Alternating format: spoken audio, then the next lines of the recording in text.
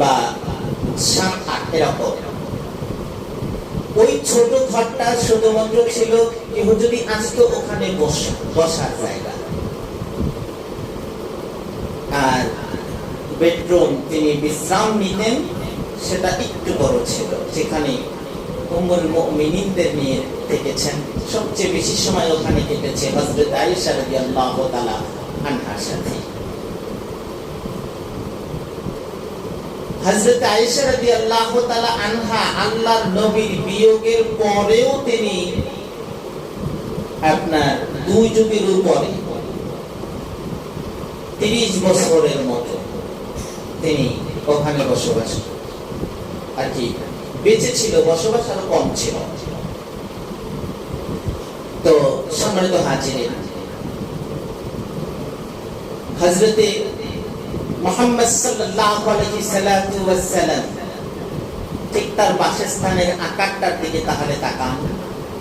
সে যদি ইচ্ছা করত যে আমি আরাম আয়েশে বিশাল বড় অট্টালিকা নিয়ে থাকব, অসম্ভব ছিল কি?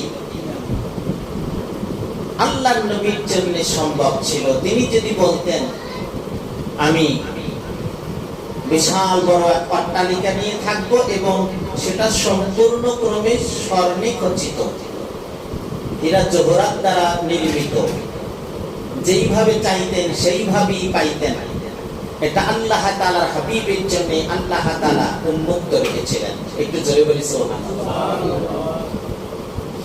অথচ মুহাম্মদ সাল্লাল্লাহু আলাইহি ওয়াসাল্লাম তার জীবন পার করে দিয়েছেন এরকম করে ছোট্ট একটি কুটিরে। বন্ধুগণ, আল্লাহর নবী সাল্লাল্লাহু আলাইহি ওয়াসাল্লামের দিকে যদি তাকাই তাহলে দেখতে পাবো যে তার জীবদ্দশায় এমন একটা পরিস্থিতি হয়েছে, যেই পরিস্থিতিতে তার একটা বর্ম ছিল লোহা, সেটাকে তিনি বন্ধক রেখেছিলেন। 60 ছা তথা 200 কেজি জব নিয়েছিলেন, যার বিনিময়ে 200 কেজি 200 কেজি জব। আল্লাহর নবীর ইন্তেকালের পরে এটা ছাড়া আর কোন সম্বলই ছিল না।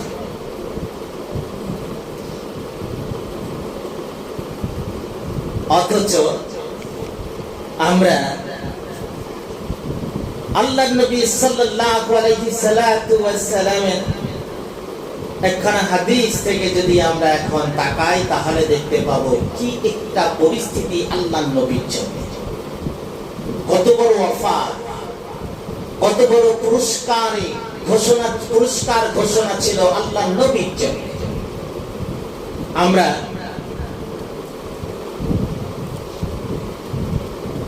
আল্লাহর নবী সাল্লাল্লাহু আলাইহি ওয়াসাল্লামের একটা হাদিস মুবারকের দিকে তাকাই তাহলে দেখতে পাবো, দেখেন, যেখানে হুজুর সাল্লাল্লাহু আলাইহি ওয়াসাল্লাম আবু মুওয়াইহিবা রাদিয়াল্লাহু তাআলা আনহুর সাথে কথোপকথন হচ্ছে।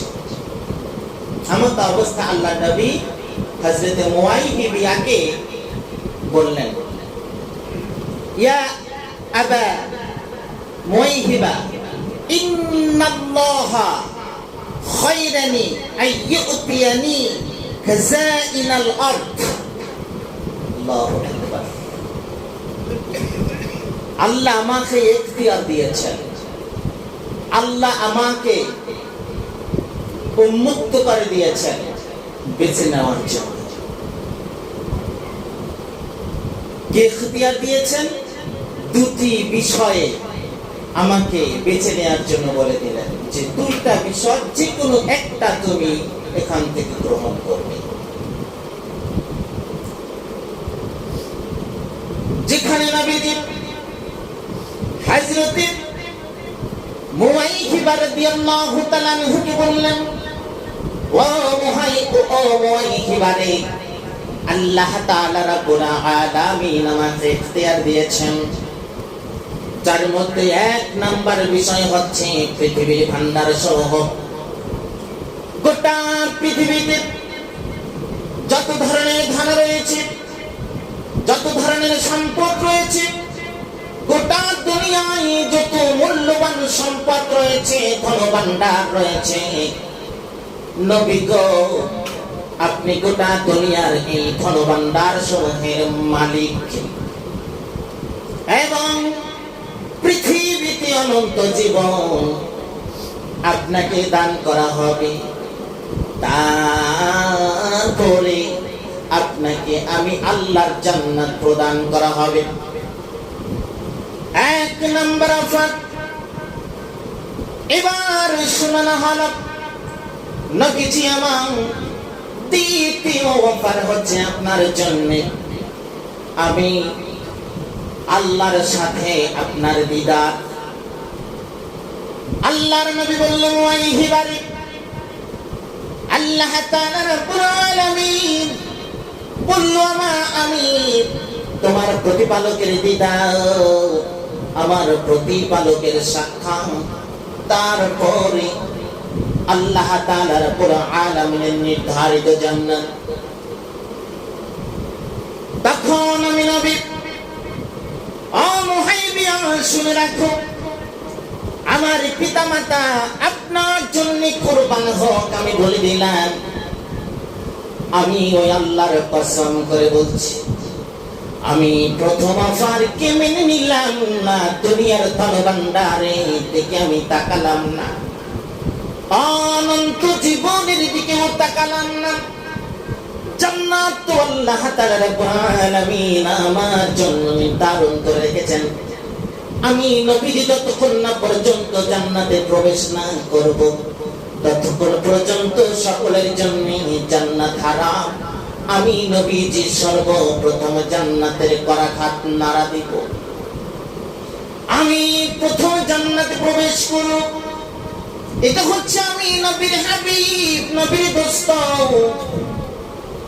আল্লাহর হাবিব, আল্লাহর দোস্ত।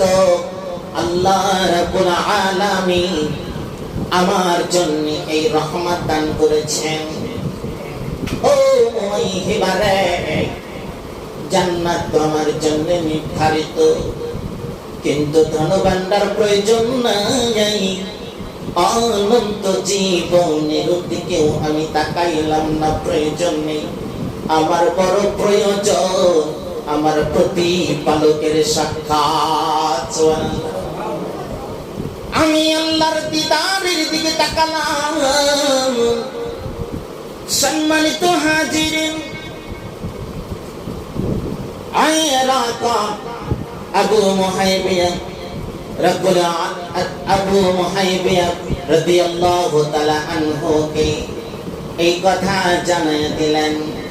আর আবু মুহাইবা রাদিয়াল্লাহু তাআলা আনহু এবার কথা সাহাবীদেরকেও জানিয়ে দিলেন। কিছু কিছু সাহাবীও শুনলো। সম্মানিত হাজিরিন, আমি করে করে আল্লাহর নবী মুহাম্মদ সাল্লাল্লাহু আলাইহি সাল্লাতু ওয়াসাল্লাম এমন কিছু নসিহত শুরু করে দিলেন, যে নসিহতের মধ্যে এই অফার গুলো বলে দিলেন।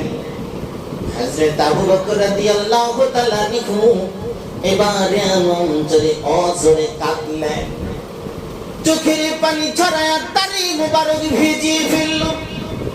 আর তিনি বললেন আমার বুঝতে আর বাকি নাই, আল্লাহর নবী বেশি দিন আমাদের মাঝে আর বুঝি নাই।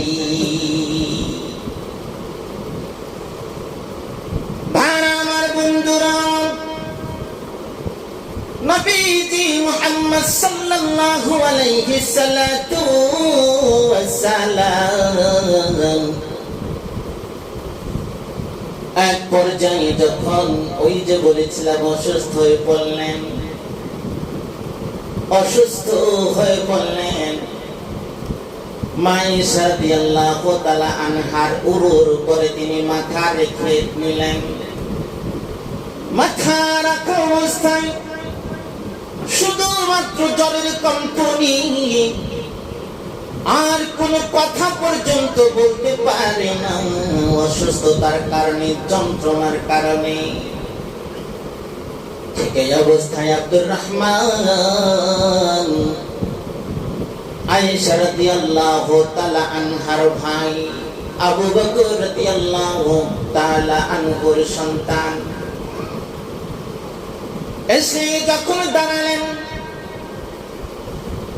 এবারে দেখতে পাইলেন তার কাছে একটা মিসওয়াক। আল্লাহর নবী বারবার ফালায়া তাকায়।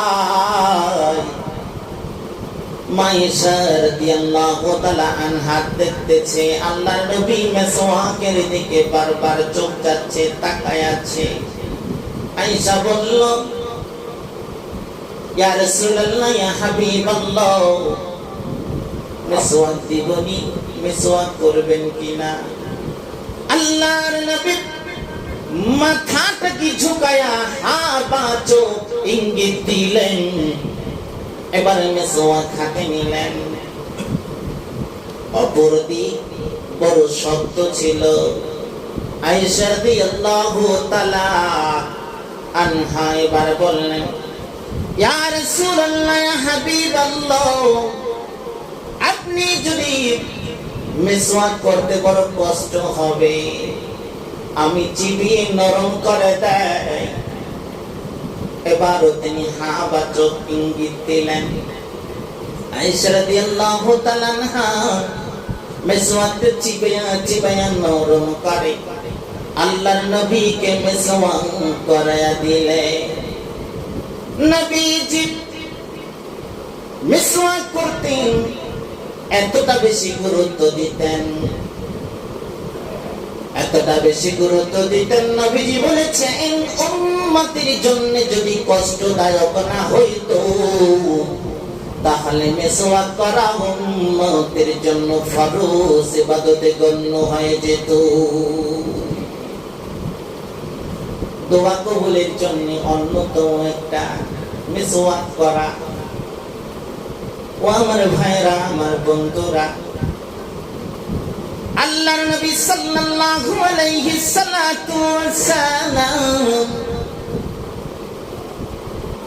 আল্লাহর নবী সাল্লাল্লাহু আলাইহি সাল্লাতু ওয়াসাল্লাম বলেছেন, যে নিয়মিত মিসওয়াক করবে, যে ইবাদত করবে, ইবাদতের সওয়াব দ্বিগুণ করে দেওয়া হবে। সুবহানাল্লাহ। সম্মানিত হাজিরিন, হুজুর সাল্লাল্লাহু আলাইহি সাল্লাম যখন ইন্তেকাল করেছিলেন, মা আয়েশা রাদিয়াল্লাহু তাআলা আনহা বলেছেন, মাতান নবী সাল্লাল্লাহু আলাইহি সাল্লাম ওয়া ইন্নাহু লাবাইনা হাতিনাতি ওয়া দাকিনাতি ফালা আকরাহু শিদ্দাতাল মাউত লিআহাদি আবাদা বা'দান নবী সাল্লাল্লাহু আলাইহি সাল্লাম। নবীজি সাল্লাল্লাহু আলাইহি সাল্লাম আমার গলা আর বুকের মাঝে মৃত্যু বরণ করেছেন। ও আমার ভাইরা, আল্লাহর নবী সাল্লাল্লাহু আলাইহি সাল্লাম তার মৃত্যুর অবস্থাটা সম্পূর্ণ ক্রমে বাস্তবতার নিরিখে মা আয়েশা অনুভব করেছেন। তাই বলেছেন, আল্লাহর নবী সাল্লাল্লাহু আলাইহি সাল্লামের পরে আমি কারো মৃত্যুর কাছে পছন্দ করি না, কারণ নবী সাল্লাল্লাহু আলাইহি সাল্লামের মৃত্যুর সময় তার যন্ত্রণা আমি নিজে দেখেছি। আমার আল্লাহর নবী সাল্লাল্লাহু আলাইহি সাল্লাম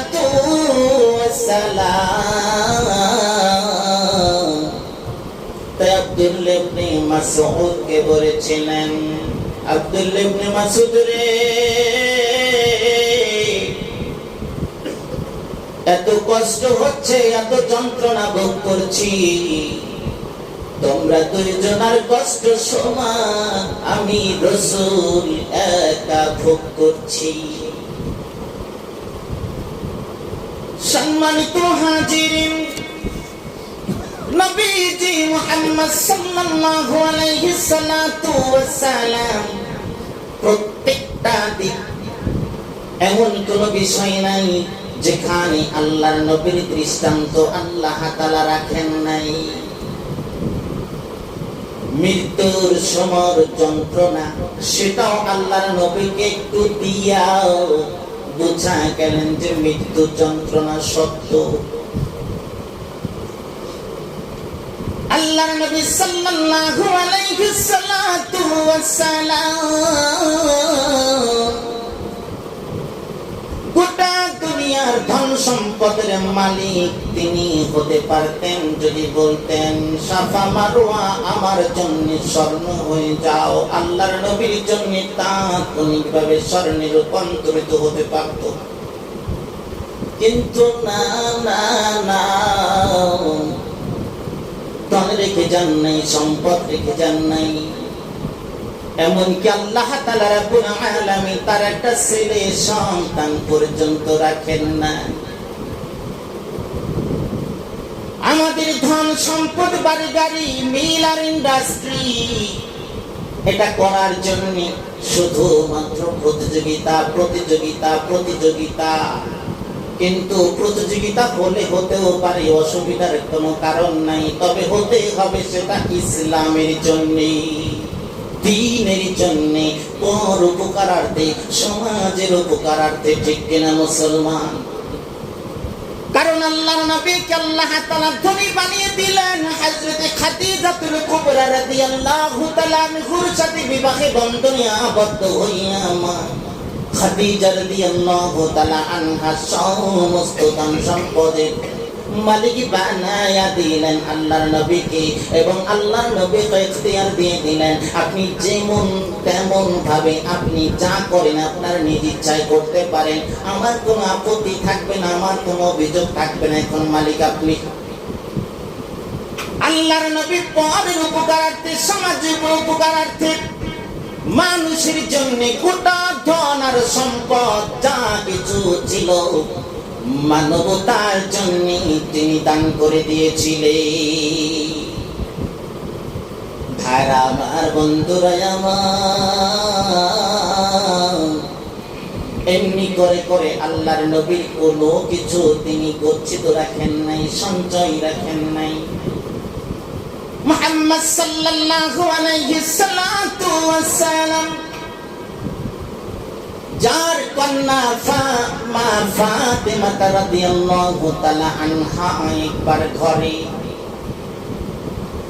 বসবাসরত ছিলেন, একদিন নয়, 2 দিন নয়, প্রায় 3 দিন ওভার হয়ে যাচ্ছে।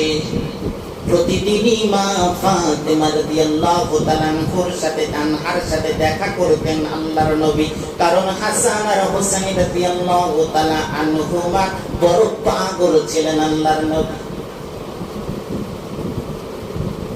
কারণ হযরত হুসাইন রাদিয়াল্লাহু তাআলা আনহুর চেহারা মুবারক আর আল্লাহর নবীর চেহারা মুবারকের মধ্যে অনেকটাই মিল ছিল। ও আমার বন্ধুগণ, প্রায় দিনই আল্লাহর নবী সাক্ষাৎ দিতেন। এইবার সাক্ষাৎ দিতে 3 দিন ওভার হয়ে গেল। আল্লাহর নবী ঘরে ঢুকবে, আমত অবস্থায় হাসান হুসাইন রাদিয়াল্লাহু তাআলা আনহুমা কান্না জড়িত কণ্ঠে নানা পরে ডাক দেয়, নানা আপনাকে তো কয়দিন দেখি নাই, বড় ক্ষুধার যন্ত্রণায় ভুগছি, মাকে এত বলি আমাদের তেমন কোনো খাদ্য দিচ্ছে না, খাদ্য দিবি কি, ঘরেই তো কোনো কিছু নাই। সম্মানিত হাজির, এমত অবস্থায় ছিলেন তার পরিবারের অবস্থা। তাই বিস্তারিত আলোচনা করার সুযোগ নাই, শুধুমাত্র ছোট ছোট কথাগুলো বলাই হচ্ছে মূল উদ্দেশ্য। ও আমার বন্ধুগণ, আল্লাহ নবী সাল্লাল্লাহু আলাইহি সাল্লাতু ওয়াস সালাম যখন তিনি একেবারে মৃত্যুর দ্বার প্রান্তে যখন অবস্থাগত আল্লাহর দিদারে হবে তিনি লিপ্ত, ঠিক সেই অবস্থায় বিভিন্ন সাহাবারা আল্লাহর নবী সাক্ষাৎ দেওয়ার জন্য আসতো, দেখা গেল এমত অবস্থায় এসে বসলো, ঘর থেকে বের হওয়ার সুযোগ নাই, মসজিদে আসবে তাও সুযোগ নাই। হযরত মুহাম্মদ সাল্লাল্লাহু আলাইহি সাল্লাতু ওয়াস সালাম আয়েশা কে বলে দিলেন, তোমার আব্বাকে অনুমতি দিয়া দাও, আমি নবীর অনুপস্থিতিতে জানো তিনি ইমামতির কাজ সমাধান করে দেয়।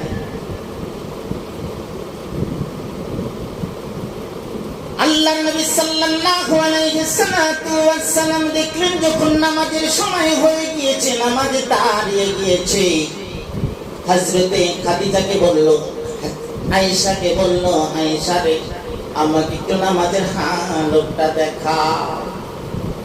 নামাজের হালতটা দেখার জন্য মসজিদে নববীতে হুজরাখানা থেকে একটু বের হয়েছে। হাদিস প্রমাণ করে তিনি ভালো হয়ে সোজা হয়েও দাঁড়াতে পারে না, হাঁটতে পারে না, কাঁধে হাত দিয়া একটু সামনে এগোচ্ছে।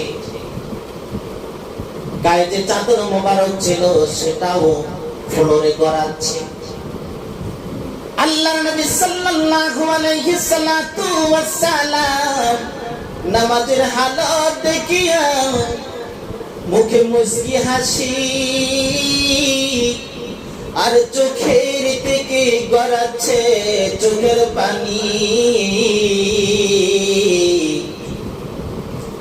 আয়েশা রাদিয়াল্লাহু তাআলা আনহা বলল, নবী গো আপনার চোখে দেখা যায় হাসি, কিন্তু আবার দেখা যায় চোখে পানি, মুখে হাসি চোখে পানি, অবস্থাটা কি, এর মর্মটা কি বুঝতে আমি পারছি না। হযরতে মুহাম্মদ সাল্লাল্লাহু আলাইহি সাল্লাম বলল, আয়েশা রে এই নামাজ কায়েমের জন্য আমি নবীর দান মুবারক শহীদ হয়েছে, বহু সাহাবী শহীদ হয়েছে, রক্ত ঝরেছে, বড় ত্যাগের ফসল, বড় কোরবানির ফসল এই নামাজ। আমার অনুপস্থিতিতে নামাজ হচ্ছে, তোমার বাবা নিয়মতি করছে, আজকে আমি এটা দেখার মধ্য দিয়ে আমার বড় আনন্দ লাগছে, সেই আনন্দের চোখের পানি। আয়েশা রাদিয়াল্লাহু তাআলা আনহাকে এমন মন্তব্য আল্লাহ নবী করেছিল, আর সেই নবী মুহাম্মদ সাল্লাল্লাহু আলাইহি সাল্লাম মৃত্যুর শেষ যখন মৃত্যু স্বাদ গ্রহণ করলেন, আল্লাহর দিদার যখন লাভ করলেন, ঠিক সেই মুহূর্তে তার মুখ থেকে যে শব্দটা বের হয়েছিল, শেষ শব্দ, শেষ লফজ, শেষ কথা, সেটা ছিল আসসালাত আসসালাত আসসালাত ওয়া মালাকাত আইমানুকুম।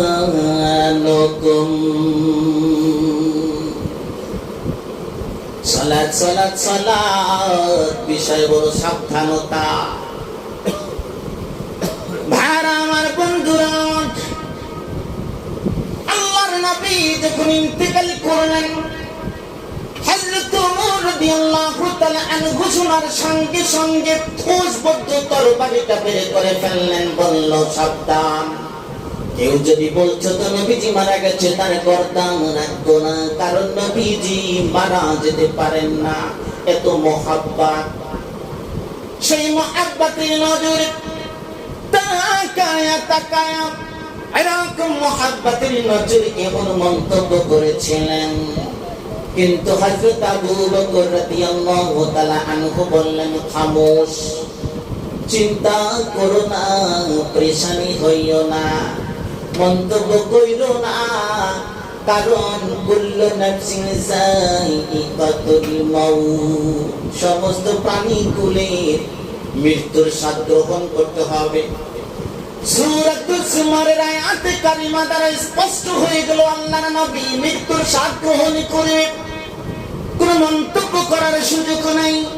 ইন্নাকা মাইয়িতুন ওয়া ইন্নাহুম মাইয়িতুন, সুম্মা إنكم يوم القيامة عند ربكم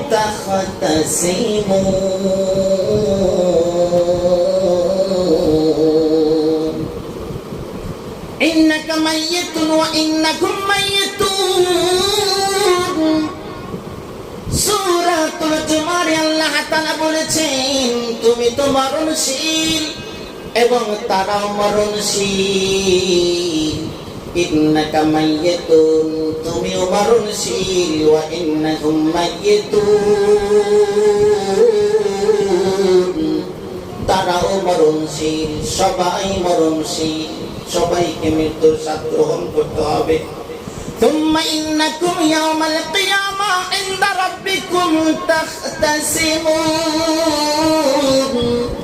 আল্লাহ তাআলা রাব্বুল আলামিন বললেন কিয়ামত দিবসে তোমরা পরস্পর তোমাদের রবের সামনে বাকবিতণ্ডা করবে ঝগড়া করবে কি ঝগড়া তাফসীরের আলোকে আহসানুল বায়ান যদি তাকাই তাহলে দেখতে পাবে এরকম আপনি যদি কারো কাছে টাকা পান আপনাকে টাকা দেয় না পয়সা দেয় না ওই ঋণগ্রস্ত ব্যক্তির সাথে আপনি কথোপকথন করবেন ঝগড়ায় লিপ্ত হয়ে যাবেন অন্যায়ভাবে কাউকে ফাঁসি দিলেন জেল দিলেন জুলুম দিলেন মারলেন ধরলেন ঠকাইলেন আপনার সাথে সেই দিন তার সাথে ঝগড়া বিবাদে লিপ্ত হয়ে যাবে বাকবিতণ্ডা হয়ে যাবে ও আমার ভাইরা আমার এরকম সব কিছু সেদিন কার দুইজনের মধ্যে চলতে থাকবে অন্য তাফসীরে আছে কাফের মুশরিক এবং ঈমানদারের মধ্যে ঝগড়া বাকবিতণ্ড হবে রবের সামনে হবে বাংলা আমার বন্ধু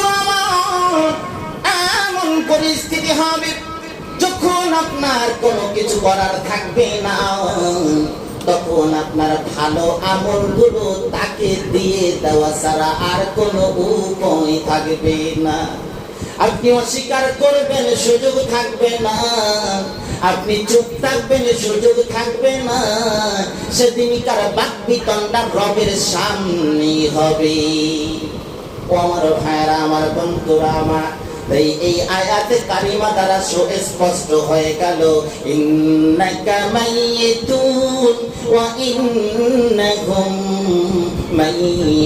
মাইয়াতুন তুমিও মরণশীল এবং তারাও মরণশীল কুল্লু নাফসিন যায়িকাতুল মাউত প্রত্যেক প্রাণীর সেই দিন মৃত্যুর স্বাদ গ্রহণ করতে হবে কিয়ামতের দিবস সকলে উদিত হবে সকলেই সেদিন কার জিজ্ঞাসিত হবে সুম্মা লা তুসালুন্না ইয়াওমাইদিন আনিন নাঈম নিয়ামত রাজি আল্লাহ তাআলা যত দান করেছেন আমাদেরকে আমরা কিভাবে সেটাকে পালন করেছি কিভাবে সেটাকে অতিবাহিত করেছি কিভাবে সেটাতে খরচ করেছি কিভাবে সেটাকে আমরা পালন করেছি সবকিছু সেই দিন বর্ণনা দিতে হবে জবাব দিতে হবে আল্লাহ তাআলা আমাদের সকলকে নেককারের হালতে মাওত দান করুন বলে আল্লাহুম্মা আমিন। সম্মানিত হাজিরিন